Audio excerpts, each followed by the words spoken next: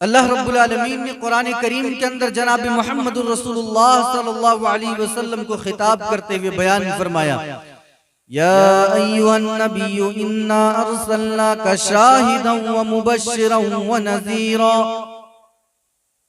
व दाइयन इलल्लाहि बिइज़्निही व सिराजम मुनीरा। इस आयत करीमा का मफहूम समझिएगा। अल्लाह रब्बुल आलमीन ने कुरान करीम के अंदर अपने नबी को खिताब करते हुए फरमाया, ऐ मेरे प्यारे हबीब, ऐ मेरे प्यारे नबी, इन्ना अरसलनाका शाहिदन व मुबश्शिरन व नज़ीरा, हमने आपको शाहिद बनाकर यानी गवाही देने वाला बनाकर भेजा है, व मुबश्शिरा और बशारत देने वाला बनाकर भेजा है, व नज़ीरा और डराने वाला भयभीत कराने वाला बनाकर भेजा है, व दाइयन इलल्लाहि बिइज़्निही व सिराजम मुनीरा और अल्लाह की तरफ दावत देने वाला बनाकर भेजा है, अल्लाह की तरफ से दाई और मुबल्लिग बनाकर भेजा है। कितनी चीजें, तीन चार चीजें अल्लाह ने एक ही आयत करीमा के अंदर बयान कर दी। पहली चीज, या अय्युहन नबिय्यु इन्ना अरसलनाका शाहिदन व मुबश्शिरन व नज़ीरा, ऐ नबी हमने आपको गवाही देने वाला बनाकर भेजा है। गवाही देने वाला अल्लाह के नबी जनाब मुहम्मदुर रसूलुल्लाह सल्लल्लाहु अलैहि वसल्लम गवाह है, बयान फरमा रहे हैं, ऐलान कर रहे हैं कि जन्नत है, जहन्नम में अल्लाह और फरिश्ते भी हैं और मुझसे पहले बहुत सारे नबी आए हैं, रसूल आए हैं। उन तमाम नबी और रसूलों पर ईमान लाना है। कुरान से पहले ज़बूर, तौरात और इंजील जैसी किताबें नाजिल हुई हैं, उन किताबों पर भी ईमान लाना जरूरी है। फरिश्ते अल्लाह की मखलूक हैं, उन पर भी ईमान लाना जरूरी है। अल्लाह है, उस पर भी ईमान लाना जरूरी है। गवाही दे रहे हैं अल्लाह के नबी, तो उन तमाम चीजों पर जिन पर अल्लाह के नबी सल्लल्लाहु अलैहि वसल्लम गवाही दे रहे हैं, उन पर ईमान लाना जरूरी।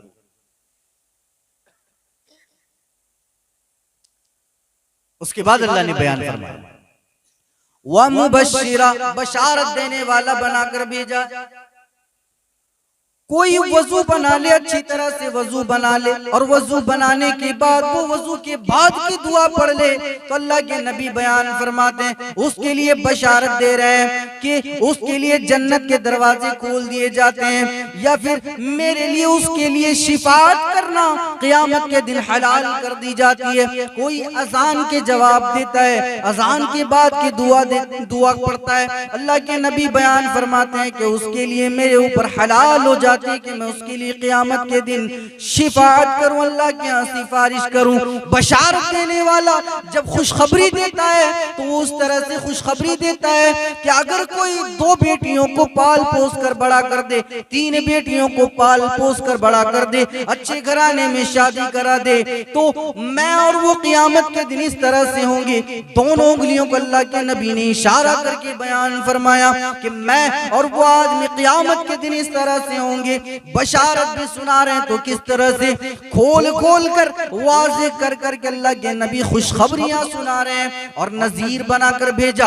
अगर अल्लाह के नबी सल्लल्लाहु अलैहि वसल्लम, ऐ अल्लाह के नबी, अगर कोई गुनाह का काम करे, कोई जुआ खेले, कोई शराब पिए, कोई जिना करे, कोई गंदे काम करे, कोई गुनाह कबीरा का इर्तिकाब कर ले, अल्लाह से न डरे, नमाज न पढ़े, रोजा न रखे, हज न करे, इस्तिताअत के बावजूद अल्लाह की राह में पैसा खर्च न करे, मालो दौलत अल्लाह की राह में न दे, ऐ नबी, ऐ मेरे प्यारे हबीब, आप उसको डरा दीजिए जहन्नम से, आप उसको डरा दीजिए क़यामत के दिन से, आप उसको भयभीत करा दीजिए, उसको आगाह कर दीजिए कि अगर तूने अल्लाह की राह में माल खर्च न किया तो याद रहे कि वो माल सांप बनकर तेरे गर्दन में लपेट दिया जाएगा। वो माल तेरे लिए खसारे का सबब बन सकता है। अगर तेरे पास इस्तिताअत है फिर भी तो अल्लाह के घर की बैतुल्लाह की हज नहीं करता है, तवाफ नहीं करता है, ऐ नबी आप उसको डरा दीजिए कि अल्लाह क्या उसके लिए अजाब है। अगर कोई जुल्म करता है, ऐ मेरे प्यारे हबीब आप उसको डरा दीजिए कि अगर कोई जुल्म करता है तो जुल्म क़यामत के दिन जुल्मात बनकर आएंगी। ऐ मेरे प्यारे हबीब, अगर कोई गंदे काम करता है उसके लिए जहन्नम की वईदें सुना दीजिए कि ऐसे लोगों के लिए जहन्नम में दर्दनाक अज़ाब है। बशारत देने वाला भी बशारत दे रहा है तो कैसे, और डराने वाला डरा रहा है तो कैसे।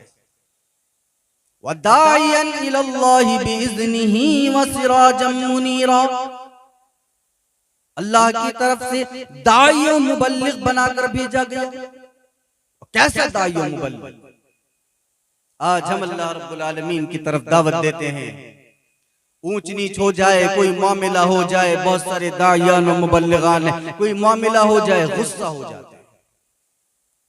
सब्र और शुक्र का मादा नहीं,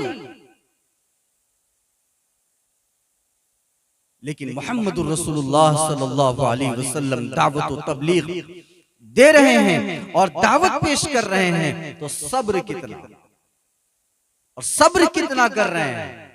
कोहे सफा पर चढ़ गए, ऐलान कर रहे हैं, लोगों को बुलाया, लोग जमा हो गए मक्का में और कोहे सफा के नीचे सारे लोग जमा हो गए।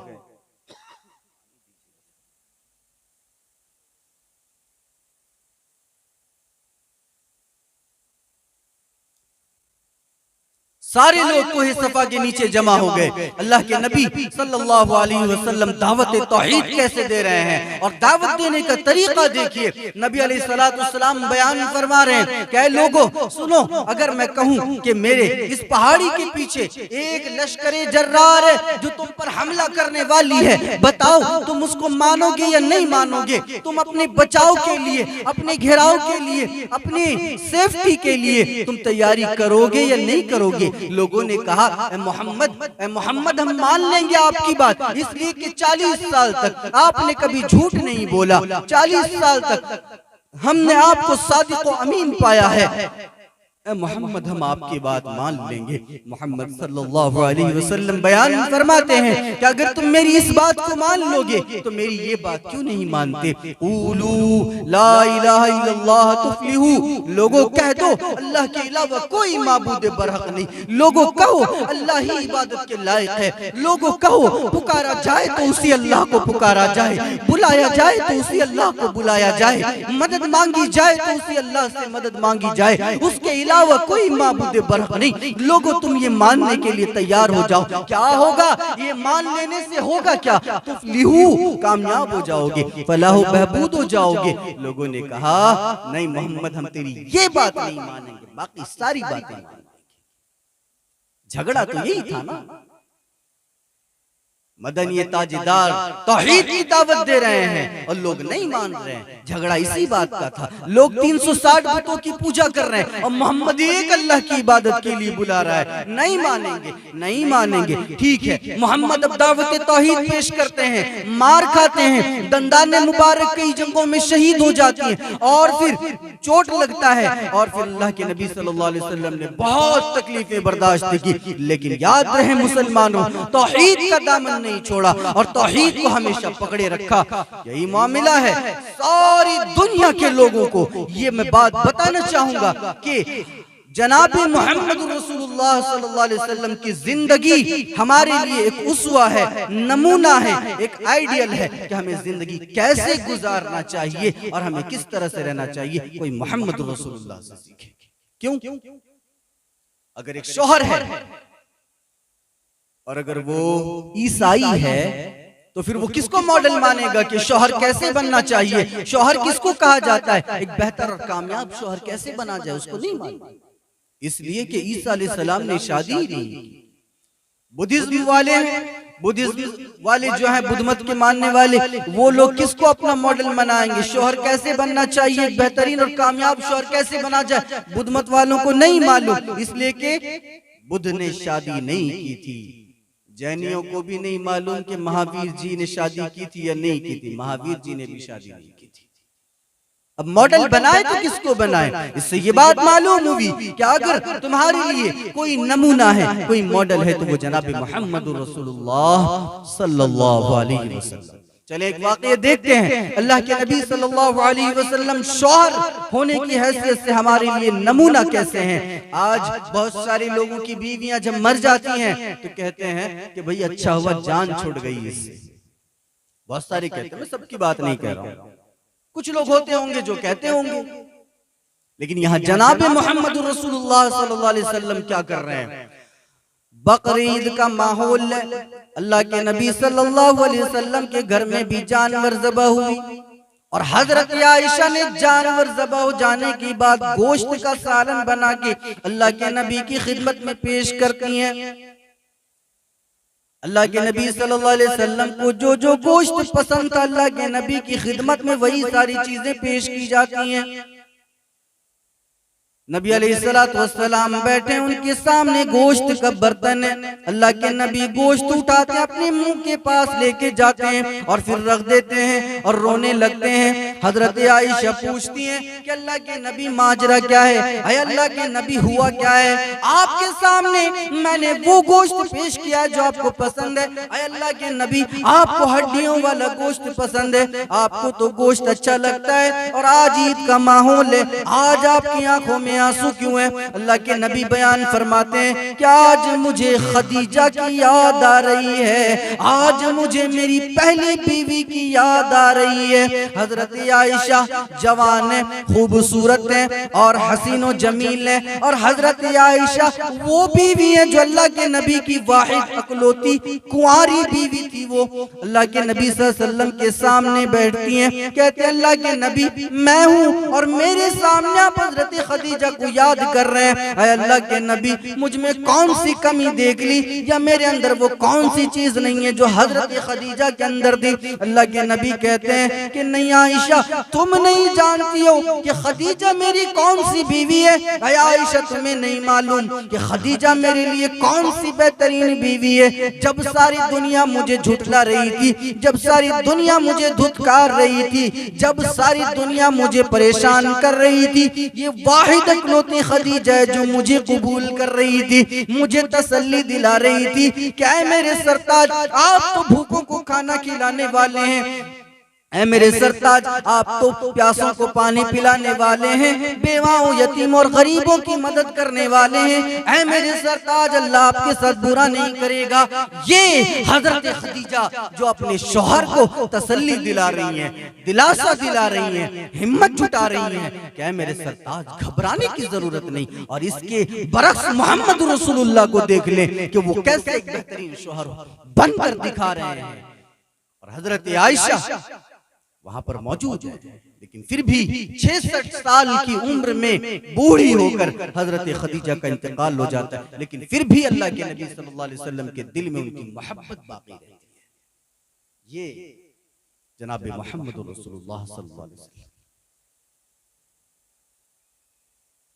अगर आप एक डॉक्टर हैं, अगर आप एक डॉक्टर हैं तो जनाब मोहम्मद रसूलुल्लाह सल्लल्लाहु अलैहि वसल्लम की जिंदगी आपके लिए नमूना कैसे, आपके लिए मॉडल कैसे है। उठाइए, एक डॉक्टर अल्लाह के नबी के पास आया, लोगों ने उनको भेज दिया कि जाओ मोहम्मद के पास, देखना वो पागल हो गया है, वो मजनू हो गया है, वो इधर उधर की बातें बकते रहता है, जाओ जरा उसका इलाज कर देना। वो डॉक्टर आया, एक दिन बैठा अल्लाह के नबी सल्लल्लाहु अलैहि वसल्लम के सामने बैठा, अल्लाह के नबी से पूछा कि क्या माजरा है, माजरा क्या है, तुम्हें तो लोग पागल कह रहे हैं, मजनू कह रहे हैं, दीवाना कह रहे हैं, नऊज़ुबिल्लाहि मिन ज़ालिक। अल्लाह के नबी सल्लल्लाहु अलैहि वसल्लम से कहा तुम्हारी बीमारी क्या है बताओ। अल्लाह के नबी क्या बयान फरमाते हैं, इन्नल हम्दुलिल्लाह नहमदुहु व नस्तईनुहु व नस्तगफिरुहु व नऊज़ु बिल्लाहि मिन शुरूरि अनफुसिना। खुतबा पढ़ दिया थोड़ा सा। दूसरे दिन आया वो हकीम, वो तबीब, फिर अल्लाह के नबी ने अपनी बीमारी इसी तरह से बताई। तीसरे दिन आया, तीसरे दिन भी यही बताई और चौथे दिन आया, चौथे दिन भी वही बताया।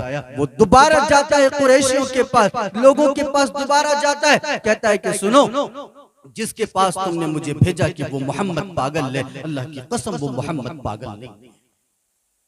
अगर आप एक डॉक्टर हैं तो डॉक्टरी जनाब मोहम्मद रसूलुल्लाह से सीखें कि जब बंदा छींक ले तो अल्हम्दुलिल्लाह कहे, अल्हम्दुलिल्लाह कहे। ये कब बयान फरमा रहे हैं अल्लाह के नबी, आज से 1400 साल अल्लाह के नबी ये बयान फरमा रहे हैं कि जब बंदा छींक ले तो अल्हम्दुलिल्लाह कहे। आज की साइंस और मेडिकल साइंस ने जब तहकीक किया तो इनको पता चला कि बंदा जब छींकता है तो नैनो सेकंड के लिए उसकी दिल की धड़कनें बंद हो जाती हैं, और अगर थोड़ी देर और बंद हो जाए तो फिर बंदा इस दुनिया से चल बसे। ऐ अल्लाह, मैंने छींका, मेरी दिल की धड़कनें बंद हो गई, फिर भी तूने मुझे जिंदगी दे दी, अल्हम्दुलिल्लाह, सारी तारीफें तेरे ही लिए। बंदा छींके तो छींकने के बाद अल्हम्दुलिल्लाह, ये कौन बता रहा है? ये मोहम्मद रसूलुल्लाह सल्लल्लाहु अलैहि वसल्लम बता रहे हैं कि छींकने के बाद तुम अल्हम्दुलिल्लाह कहो। अच्छा, दुनिया का कोई ऐसा धर्म नहीं है जो छींकने के बाद कोई मंत्र बता दे, कोई श्लोक बता दे, कोई सूक्त बता दे। दुनिया का कोई धर्म ऐसा नहीं है जो स्टेप बाय स्टेप चीजों को बताए कि तुम्हें क्या करना है। ऊंचाई पर चढ़ो तो क्या पढ़ना है, नीचे उतरो तो क्या पढ़ना है, शीशा देखो तो क्या पढ़ना है, सोना है तो क्या बोलकर सोना है, सोकर उठो तो क्या बोलकर उठना है, बैतुल खला में जाओ तो क्या बोलकर दाखिल होना है। दुनिया का कोई धर्म नहीं बताएगा, ये मोहम्मद रसूलुल्लाह सल्लल्लाहु अलैहि वसल्लम की सीरत तय्यबा बयान फरमाएगी। और दुनिया का कोई ऐसा धर्म नहीं है जो पेशाब करने के बाद पानी लेती हो। कोई मजहब नहीं है सिवाय मुसलमानों के जो पेशाब करने के बाद पानी का इस्तेमाल करते हैं, और पानी की गैर मौजूदगी में पानी ना हो तो फिर मिट्टी के ढेलों का इस्तेमाल किया जाता है। पेशाब करने के बाद भी, क़ज़ाए हाजत के बाद भी। अच्छा, आज 1400 साल के बाद जब लोगों ने इस पर स्टडी किया और लोगों ने तहकीक किया तो एक डॉक्टर ने कहा कि मिट्टी के ताक ढेलों का इस्तेमाल अगर कोई बंदा करे तो उसको बवासीर की बीमारी नहीं। ये मोहम्मद रसूलुल्लाह सल्लल्लाहु अलैहि वसल्लम आज से 1400 साल पहले बयान फरमा रहे हैं। पेशाब जब बंदा करता है, आज की मेडिकल साइंस क्या बयान करती है कि पेशाब करने के बाद वो पेशाब के अंदर एक यूरिक एसिड होता है। अगर आप किसी तरोताजा पेड़ के ऊपर, पौधे के ऊपर पेशाब कर देंगे, वो पौधा मुरझा जाएगा, मर जाएगा, सूख जाएगा। क्यों? इसलिए कि उस पेशाब के अंदर यूरिक एसिड होता है। और जैसे ही हम पानी ले लेते हैं तो उस पानी से उस यूरिक एसिड का खात्मा हो जाता है। ये जनाब मोहम्मद रसूलुल्लाह सल्लल्लाहु अलैहि वसल्लम बता रहे हैं कि पेशाब करने के बाद तुम्हें पानी लेना है, पानी न मिले तो फिर मिट्टी के ढेलों का इस्तेमाल किया जाए, इससे यूरिक एसिड का खात्मा हो जाएगा। और अगर पेशाब करने के बाद पानी न ले तो क्या होगा? वहां पर घाव हो सकता है, और फिर जब बीवी से हम बिस्तरी करें तो फिर बच्चे के अंदर बिगाड़ पैदा हो सकता है। ये मेडिकल साइंस साबित कर चुकी है। यूरिक एसिड से बहुत खतरनाक नुकसानात सामने आ सकते हैं। ये मोहम्मद रसूलुल्लाह सल्लल्लाहु अलैहि वसल्लम एक डॉक्टर होने की हैसियत से बयान कर रहे हैं कि तुम्हें क्या करना चाहिए और कैसे करना चाहिए। अलगर्ज अगर हम देखें जनाब मोहम्मद रसूलुल्लाह सल्लल्लाहु अलैहि वसल्लम को एक बाप होने की हैसियत से, तो जनाब मोहम्मद रसूलुल्लाह सल्लल्लाहु अलैहि वसल्लम एक बाप होने की हैसियत से भी हमारे लिए मॉडल है, नमूना है। इसलिए कि हिबार बिन असवद ने हजरत ज़ैनब को कत्ल कर डाला। हजरत ज़ैनब ऊंटनी पर सवार जा रही थी और हिबार बिन असवद ने नेजा फेंका, नेजा गलती से ऊंट के ऊपर लग गया, और ऊंट के ऊपर नहीं बल्कि हजरत ज़ैनब के पेट में लग गया। और पेट में लगने की वजह से हजरत ज़ैनब के पेट के अंदर जो बच्चा था, ये हजरत ज़ैनब कौन है? नबी की बेटी है, मोहम्मद रसूलुल्लाह सल्लल्लाहु अलैहि वसल्लम की बेटी है। उनके पेट में लग जाता है, बच्चा साकित हो जाता है, बच्चा मर जाता है। थोड़ी देर के बाद हजरत ज़ैनब का भी इंतकाल हो जाता है। हजरत ज़ैनब का इंतकाल हो गया, और जब कफनाने दफनाने के बाद अल्लाह के नबी कहते हैं कि ये मेरी वो बेटी है जो मेरे लिए दीन के लिए, अल्लाह और उसके रसूल के लिए अपनी जान का नजराना दे गई। ये मेरी बेटी वो बेटी है जो अपने दीन के लिए, मोहम्मद के लिए और इस दीन की दावत और तबलीग के लिए अपनी जान का नजराना पेश कर गई। एक बाप होने की हैसियत से जनाब मोहम्मद रसूलुल्लाह सल्लल्लाहु अलैहि वसल्लम कैसे मॉडल है। हजरत मारिया क़िब्तिया के पेट से एक बच्चा पैदा होता है। इब्राहिम थोड़े अय्याम गुजारने के बाद, थोड़ी मुद्दत गुजारने के बाद उनका इंतकाल हो जाता है। अल्लाह के नबी सल्लल्लाहु अलैहि वसल्लम से लोगों ने कहा, ऐ मोहम्मद तू तो कातिल नस्ल हो गया, तेरी आगे नस्ल कैसे बढ़ेगी, तेरी औलाद तो खत्म है, तेरी औलाद तो जिंदा नहीं है। इब्राहिम पैदा हुआ, वो भी मर गया। अल्लाह के नबी क्या कहते हैं कि मेरी आंखों में इब्राहिम तेरे चले जाने की वजह से आंसू है, तेरे चले जाने की वजह से मेरा दिल गमज़दा है, मेरा दिल मगमूम है। लेकिन है मेरे बेटे, क्या करूं, ये अल्लाह का फैसला है। मेरा दिल गमज़दा है, लेकिन मैं वाविला नहीं मचाऊंगा, मैं सोग नहीं मनाऊंगा, मैं इधर उधर के ताशे नहीं लाऊंगा, मैं गैर रसूमा चीजें नहीं करूंगा,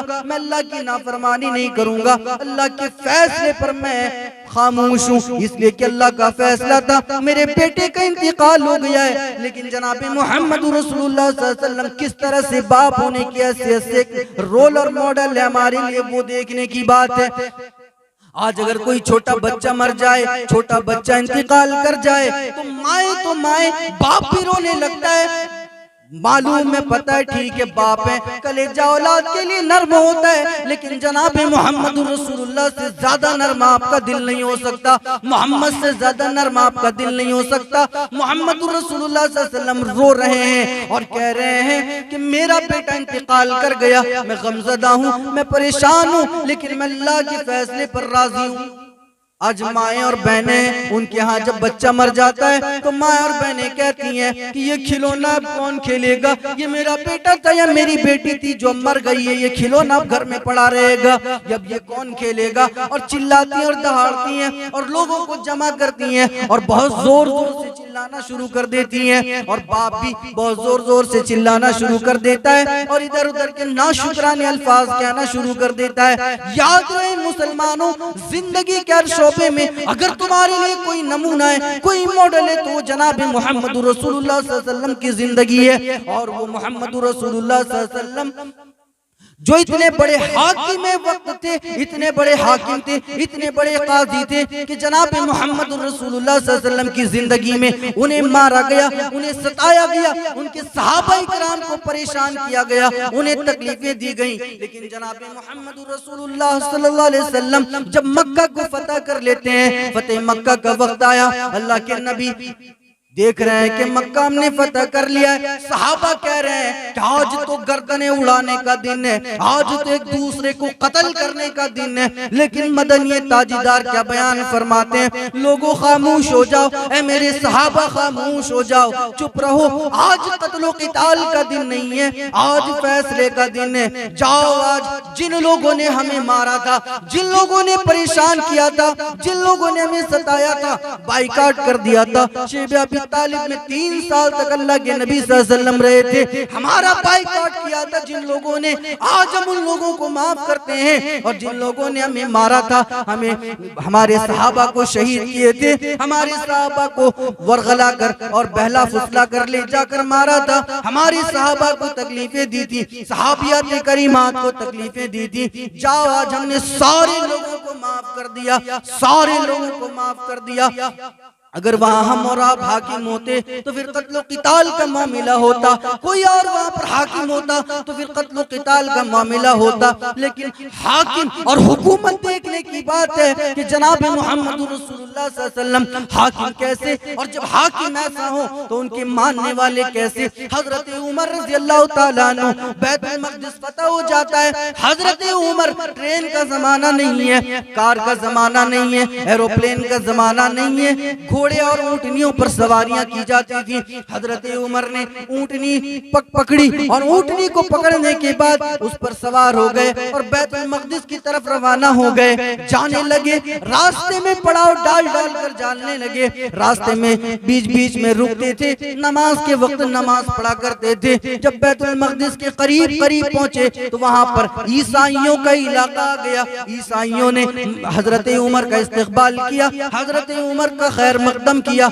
और उन्हें अपने इलाके में दावत दी, खाना खिलाया और खजूरें खिलाई और खिलाने के बाद कहा, ऐ अमीरुल मोमिनीन, आज नमाज का वक्त हो गया है, नमाज पढ़ लीजिए। हमारी गिरजा में कोई बुत नहीं है, हमारी गिरजा में कोई बुत नहीं है, आप हमारी गिरजा में नमाज पढ़ लीजिए। अमीरुल मोमिनीन कहते हैं कि नहीं नहीं, हम बाहर नमाज पढ़ लेंगे। नहीं अमीरुल मोमिनीन, हम आपके लिए गिरजा को साफ करवा देते हैं, चटाइयां बिछवा देते हैं। हजरत उमर फारूक रज़ी अल्लाह तआला अन्हु के लिए गिरजाघर को साफ किया गया और फिर वहाँ पर चटाइयां बिछवाई गई और हजरत उमर वहाँ तशरीफ ले गए। गिरजा के अंदर खड़े हो जाते हैं, सहाबी रसूल इकामत देते हैं। हजरत उमर सफ़े दुरुस्त करने के लिए कह देते हैं और अभी आगे घूमकर अल्लाहु अकबर कहने वाले थे, तकबीर तहरीमा कहने वाले थे। अचानक दिल में क्या ख्याल आया पता नहीं, कहा साहबा से, ऐ मेरे दोस्तों, मेरे साथियों, चलो उठाओ चटाइयां उठाओ, बाहर चलो।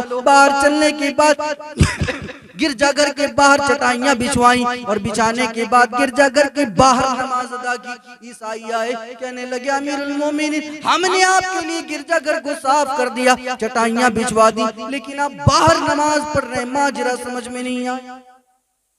पहले तो आप चले गए नमाज पढ़ने के लिए, लेकिन अब बाहर आके नमाज पढ़ रहे हैं। अमीरुल मोमिनीन, मामला समझ में नहीं आया। हजरत उमर फारूक बयान फरमाते हैं, क्या है मेरे साथियों सुनो, ऐ मेरे ईसाई भाइयों सुनो, हमें तुमसे नफरत नहीं है, हमें तुमसे कोई बुग़्ज़ इनाद नहीं है, कोई दुश्मनी नहीं है, और मेरा मजहब तुम्हारे गिरजा में नमाज पढ़ने से भी मुझे नहीं रोकता है। ऐ मेरे साथियों, ऐ मेरे ईसाई भाइयों, आज मैंने तुम्हारे इस गिरजा में नमाज इसलिए नहीं पढ़ा कि कल को कोई आने वाला आदमी या कोई और मुसलमान ये न कहे कि अमीरुल मोमिनीन ने यहाँ पर नमाज पढ़ी थी, ये हमारी मस्जिद है। बाद में ईसाइयों ने इसको गिरजाघर बना लिया।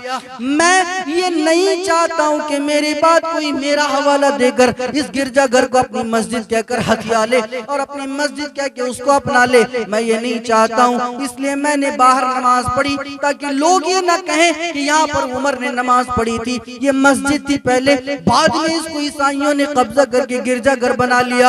अगर किसी कोई मस्जिद किसी गैर और गलत जगह में बनाया जाए, किसी आदमी की जगह को हड़प कर बनाया जाए, किसी आदमी के जगह को कब्जा करके उसमें मस्जिद तामीर की जाए या फिर हराम पैसों की मस्जिद तामीर की जाए, अल्लाह की कसम उसमें नमाज नहीं होगी। और किसी मंदिर को तोड़कर वहां पर मस्जिद तामीर की जाए, वहां पर भी नमाज नहीं होगी। ये बात सिर्फ मुसलमानों के लिए नहीं है, बल्कि हिंदुस्तान के तमाम हिंदुओं के लिए भी है कि अल्लाह के वास्ते अपनी किताबों को पढ़ो तो तुम्हें मालूम हो, ऋग्वेद, यजुर्वेद, अथर्ववेद, सामवेद, भगवद गीता, रामायण, महाभारत, उपनिषद, ये सारी तुम्हारी किताबें, तुम्हारी किताबें हम भी पढ़ते हैं, तुम भी पढ़ते हो, और शायद तुम्हें उतने मंत्र याद ना हो जितना हम यहाँ बैठे बैठे अभी कहते हैं। याद रहे मेरे प्यारे हिंदू भाइयों, याद रहे कि जो तुम मुसलमानों के मस्जिदों को तोड़कर अपनी मंदिरें तामीर कर रहे हो, वहां पर तुम्हारी कोई इबादत तुम्हारे भगवान क्या कबूल नहीं होगी। और हम भी ये मानते हैं कि अगर कोई मंदिर तोड़कर कोई मुसलमान वहां पर मस्जिद तामीर कर दे